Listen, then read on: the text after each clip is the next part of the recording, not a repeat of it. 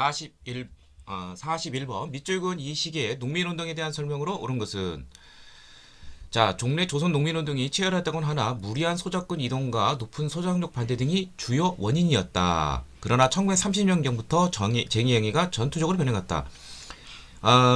이제 일제시대 때 이제 그 노동쟁이가 농민쟁이, 소작쟁이라고 하죠. 이제 1920년대는 주로 소작권 이동과 높은 소작료 반대, 즉 경제적과 관련된 그런 투쟁이었습니다. 그런데 1930년경부터는 전투적으로 변해갔다.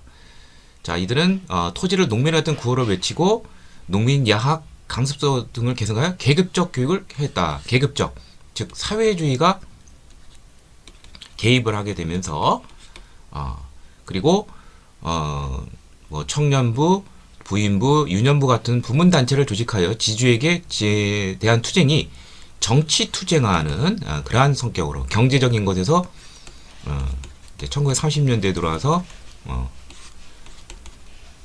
정치적 투쟁으로 변모했다. 쉽게 말해서 이제 반제국주의가 되는 것이죠. 자, 이런 것은 바로 사회주의가 개입을 한 것이고, 사회주의는 치안유지법에 의해서 합법적인 것이 아니죠. 그래서 비합법적 노조. 이제 농민이니까 이제 농민 조합이 되겠죠. 이른바 뭐 적색 노조 뭐 이런 개념을 쓰죠. 노동조합 같은 경우에는. 자, 아무튼 비합적 법적 이러한 것 등을 통해서 이제 펼쳐지게 되었다. 정답은 4번이 되겠습니다. 자, 나머지 보도록 하죠. 신간회 결성의 배경이 되었다. 1927년에 이제 신간회가 결성이 되는데 그 배경이 되는 것은 1920년대 우파에서 민족주의 내에서 이제 자치론이 대두가 되면서 여기에 반대하는 비타협적 우파와 또한 탄압받던 사회주의 이 두 세력이 힘을 합쳐서 바로 민족 유일당 운동의 일환으로 신간회가 결성이 되었습니다. 자, 그 다음에 암태도 소작쟁이가 대표적인 사례였다. 암태도 소작쟁이는 1920년대 일제와 최대의 소작쟁이죠. 1923년이에요. 전형적인 소작이란 그 지주들에 대한 투쟁이 되는 것이죠. 그러니까 이거는 해당이 안 되고요. 일제 황무지 개강권 요구를 처리시켰다. 이건 1904년에 있었던 바로 보안회가 일제 항무지 개강권 요구를 이제 철회시켰죠. 그 다음에 조선 노동총동맹의 지원을 받아 전개되었다.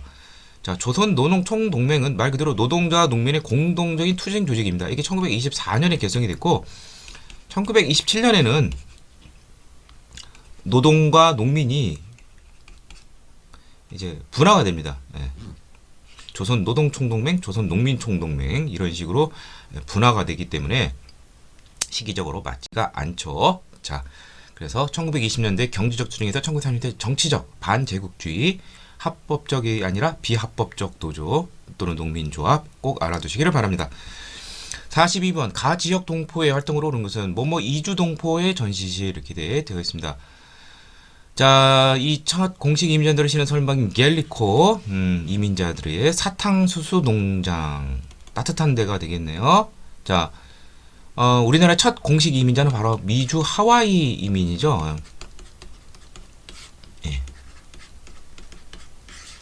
자, 이것을 찾는 것인데 미주 하와이 이민 이후 이제 우리 민족이 이제 그 여러 가지 이제 독립운동을 위한 단체들을 세우게 되는데 대표적인 것이 대조선 국민군단이라는 것이 있습니다.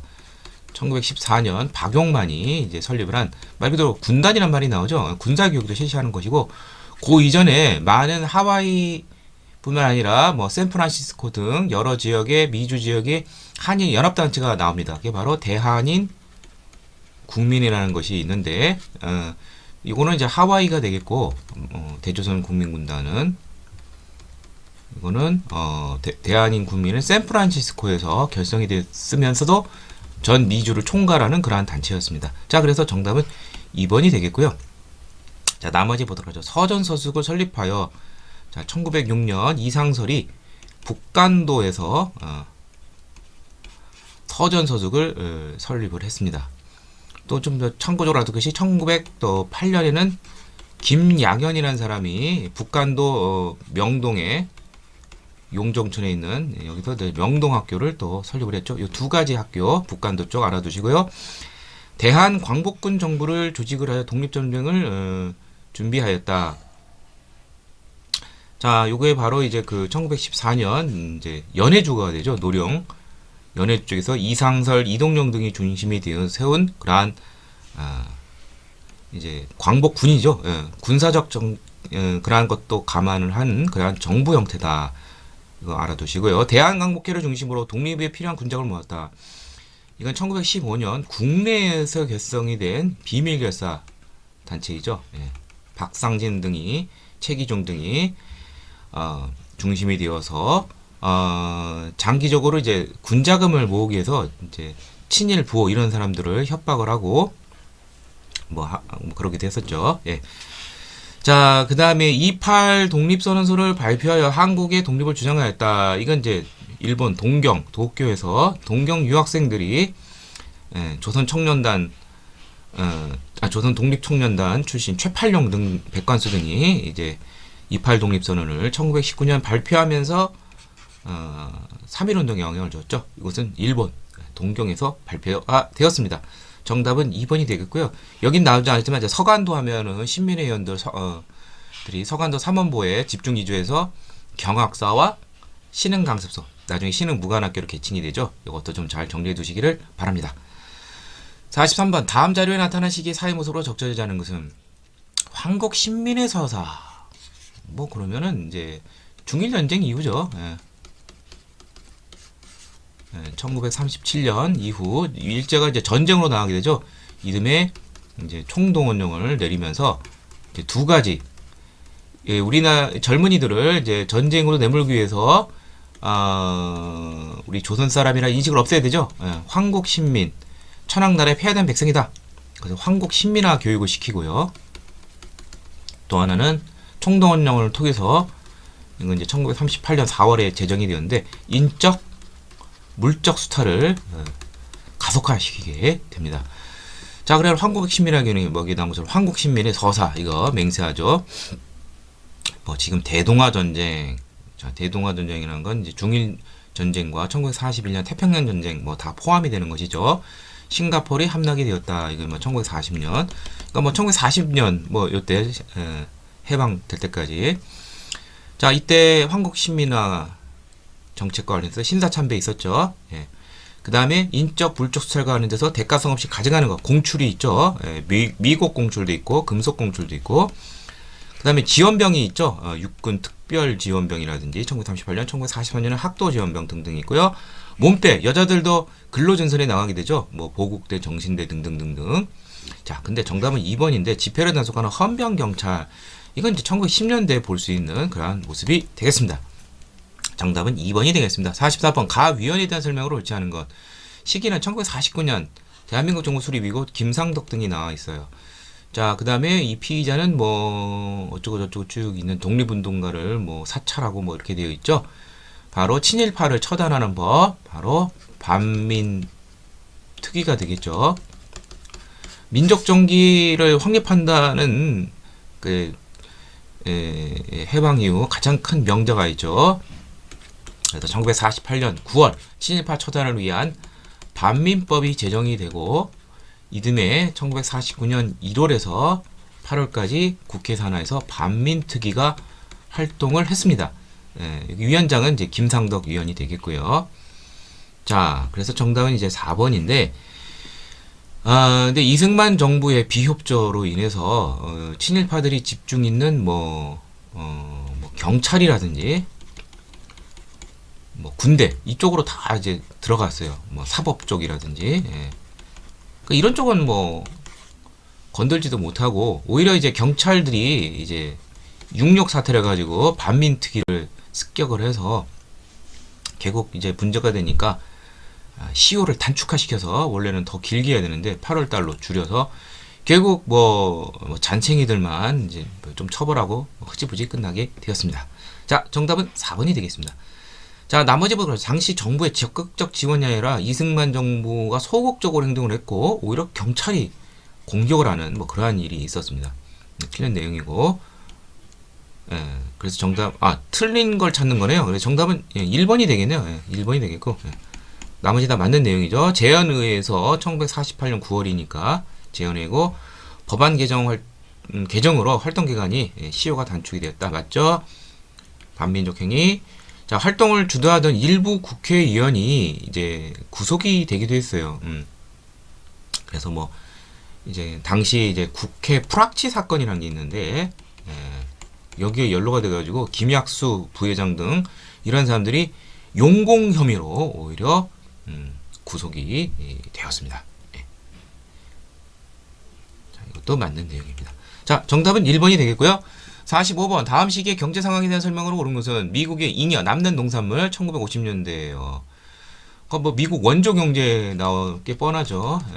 이승만 정부 시절 이걸로 통해서 우리나라에서는 300산업이 이제 발전하게 되죠. 밀가루, 제분, 설탕, 그다음에 면직, 이런 소비재 공업 중심으로 산업이 발달하기 시작했습니다. 정답은 3번이 되겠죠. 베트남 전쟁 참전했다는 특수를 했다. 베트남 전쟁을 참전한 시기는 1964년에서 1973년 박정희 정부 시절이죠. 베트남 특수를 누렸는데 이것이 이제 경제 개발에 어떤 종잣돈 노릇을 했다.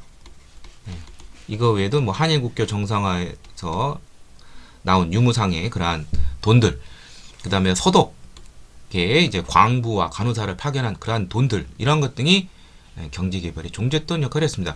국제통화기금 IMF죠. 구제금융 지원을 받았다. 1997년. 김영삼 정부 때죠. 샴페인을 좀 미리 터뜨렸죠. 저금리, 저유가, 저달러, 삼저호황이죠. 그래서 물가가 안정이 되고 수출이 늘어난 그러한 기회를 잘 잡은 정부는 이제 전두환 정부가 되겠습니다. 1980년대 중후반이 되겠습니다. 우루과이 라운드 타결로 값싼 외국 농산물이 들어왔다. 이게 이제 김영삼 정부 때부터 이제 세계화 시대가 되면서 이제 우리나라에 이제 외국 농산물이 들어오니까 우리나라 농촌이 그 안정망에서 위태롭게 되죠. 네, 정답은 3번이 되겠습니다. 46번 다음 자료의 사건에 대한 탐구 활동을 가장 적절한 것은 광주 대단지 천막천 모습 이렇게 되어 있죠.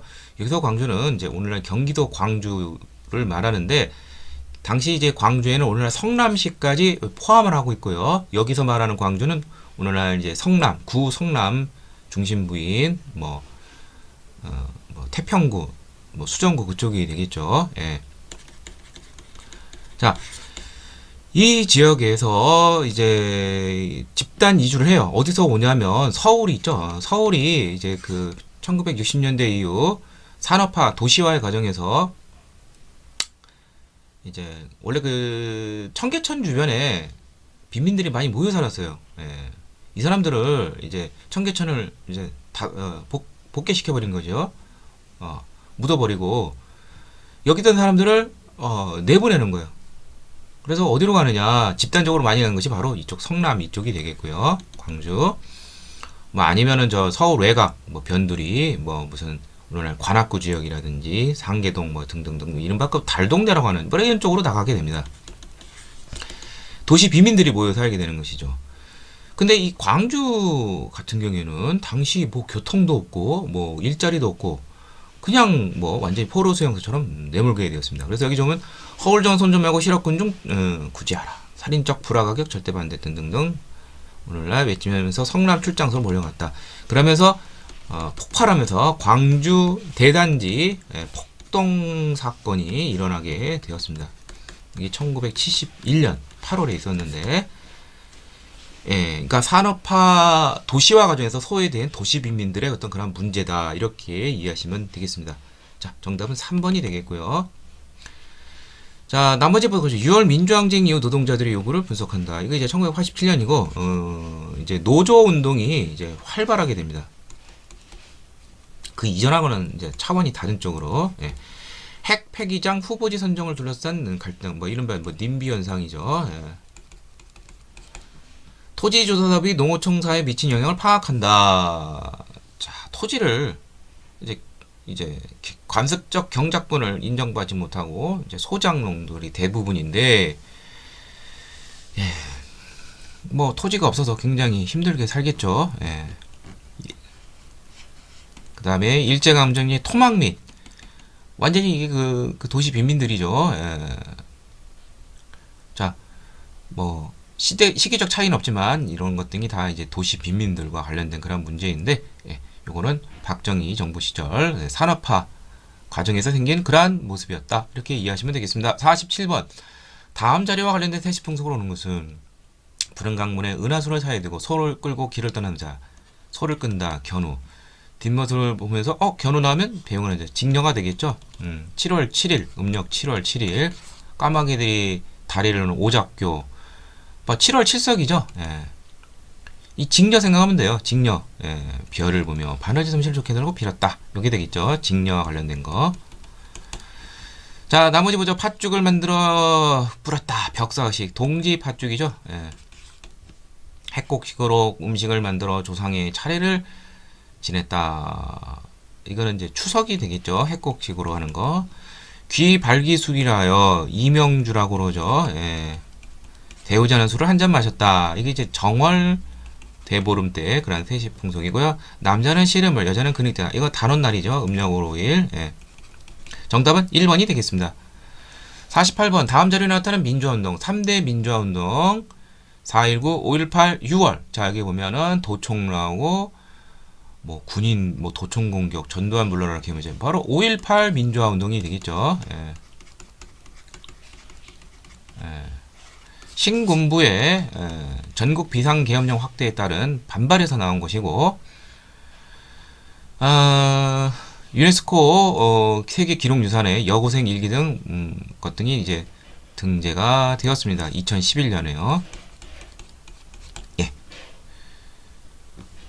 자, 여기 보면 계엄 해제되어 있죠. 5.17 전국 비상계엄 확대.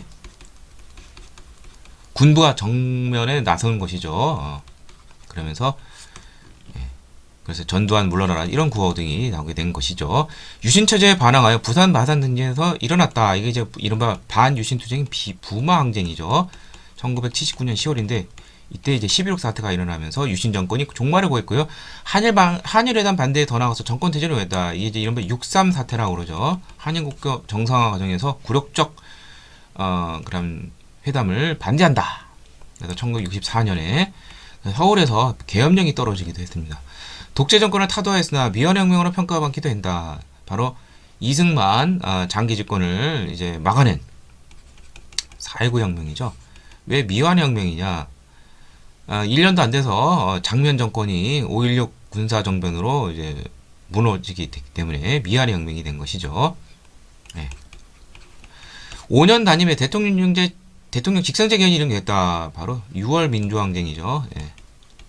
전두환 정부의 4.13 호원조치, 대통령 간선제 고수에 대해서 반발이 일어나서 국민이 일어나서 대통령 직선제 개헌을 얻어냈습니다. 정답은 2번이 되겠습니다. 49번. 다음 주장이 제기된 이후 나타난 변화는 것은 우리의 주장.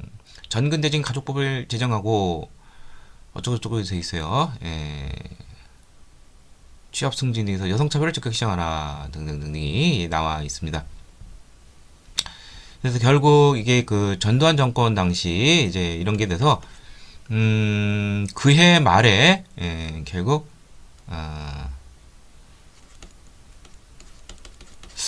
정확한 명칭이 하여튼 무슨 남녀 어떤 뭐 무슨 평등법이 나와요. 하여튼 가족관계인지 저도 잘 기억은 안 나는데. 노태우 정부 이제 들어서면서 이제 이게 나타나고 이제 차별을 금지하는 것이죠. 차별을 금지하자 또는 남녀를 평등하게 하자. 이게 이제 1987년 말에 나오고요. 자, 그다음에 이제 김대중 정부 때 2001년에 여성부가 출범하게 됩니다. 그 다음에 2005년에 노무현 정부 때는 호주 제도가 위헌으로 이제 되면서 헌법재판소에서 폐지가 되고 2008년에 대안으로 호적이 없어지고 가족관계 등록부가 이제 나타나게 됩니다. 자, 그래서 다음 주장 이거는 확실히 그러니까 두 가지가 바로 나오네요. 2001년 여성부가 들어서고 그다음에 가족관계 등부 2008년 니은 디귿이 되겠고요. 최초의 여성 권리 선언문인 여권 통문은 이제 그 1898년 대한제국 당시죠. 북촌의 여성들을 중심으로 해서 여성들의 인권 선언문이라고 볼 수 있는 여권 통문이 나왔죠. 그 단체 이름은 찬양이라는 단체가 되겠고요. 국회의원 선거에서 여성의 선거권과 피선권이 인정이 되었다. 이거는 이제 재헌, 그러니까 이제 50총선 때 처음 등장하게 된 것이죠. 1948년. 니은 디귿이 되겠고요. 정답은 3번이 되겠습니다. 자, 그 다음에 50번 가에 들어갈 내용으로 가장 적은 남북 관계 문제 거의 마지막 문제 나오죠. 동유럽 사회주의 정권이 몰락하고 소련이 해체되었다. 이게 이제 노태우 정부 때 그렇게 됐죠. 1988년 2월에서 1993년 2월까지인데 1990년을 전후로 해서 이게 해체되고 뭐 동구권이 다 무너졌습니다. 그리고 남북 대화도 다시 시작이 되고 그래서 어떻게 되느냐? 1991년 8월에 남북이 동시 유엔에 가입이 됐고요. 자, 남북 고위급 회담이 막 열리고 결국 그 결과 두 가지가 나오는데 1991년 12월에 바로 남북 기본 합의서, 남북 화해와 불가침에 관한 합의서죠. 그 다음에 한반도 비핵화 공동선언까지 이제 나오게 됩니다. 자, 그래서 정답은 2번이 되겠고요.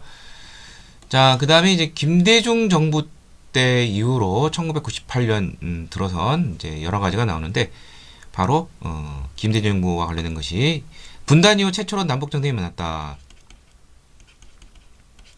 2000년 6월 13일 1차 남북 정상회담에서 김정일과 김대중 대통령이 만났고 그 다음에 6.15 공동선언을 이제 발표하게 되죠. 그 6.15 공동선언의 후속 조치로 개성공단 산업이 추진이 되고요. 자, 나머지 보러 가죠. 남북조정위원회 이거는 7.4 남북 공동선언과 관련이 돼 있죠. 박정희 정부 1972년 자주평화 민족의 대단결이라는 원칙에 합의했고요. 금강산 사업 관광산업이 본격화되었다. 현대 정주영 예정의 서대 방문과 방북과 관련되어 있는데 이후 김대중 정부 때인 1998년 11월부터 금강산 해로 관광이 있게 되었습니다. 뭐 대북 적극적인 대북 포용 정책, 이른바 해벽 정책이라고 그러죠. 이게 김대중 정부 때 있었죠. 자, 아무튼 노태우 정부와 관련된 거 남북 기본합의서 정답은 2번이 되겠습니다. 자, 이상 제20회 한국사 능력 검정 시험 고급편 해설을 모두 마치도록 하겠습니다.